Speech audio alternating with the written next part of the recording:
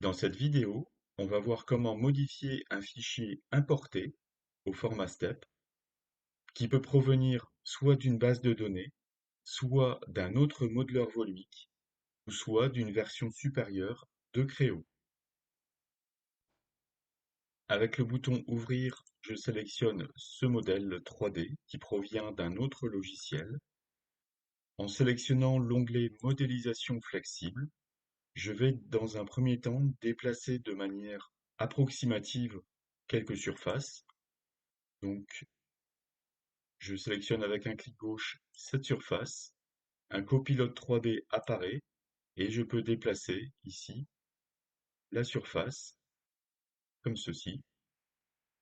En validant, je vois la fonction apparaître dans l'arbre du modèle à gauche. De même, si je sélectionne avec un clic gauche cette surface, je vais pouvoir l'orienter angulairement comme ceci par exemple. Plusieurs surfaces peuvent être modifiées en même temps, donc avec la touche CTRL,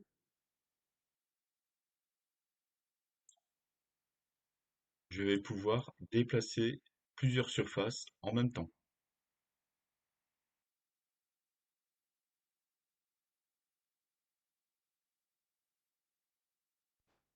Je vais maintenant supprimer avec la touche Shift, je sélectionne toutes ces fonctions, je les supprime pour montrer comment maintenant modifier cette pièce de manière précise.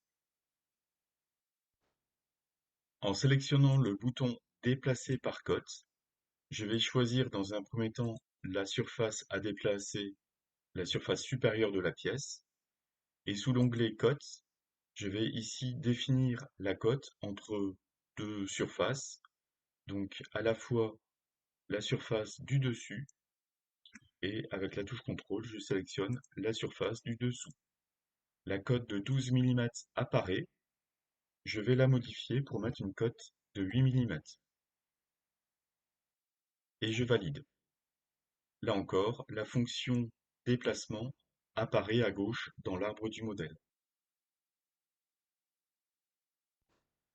De même, en sélectionnant Déplacer par cote, je vais choisir cette surface et sous l'onglet Cote, je vais ici faire un clic gauche à droite de référence et sélectionner à la fois cette surface et cette surface.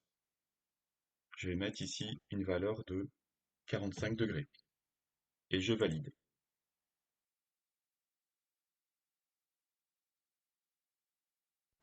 Je peux aussi déplacer de manière précise plusieurs surfaces. Donc avec le bouton Déplacer par cote, un clic gauche sur cette surface et avec la touche CTRL enfoncée, je sélectionne ces différentes surfaces. Sous l'onglet Cote et à droite de référence, je clique dans cette fenêtre et je vais coter par rapport à cette surface ici.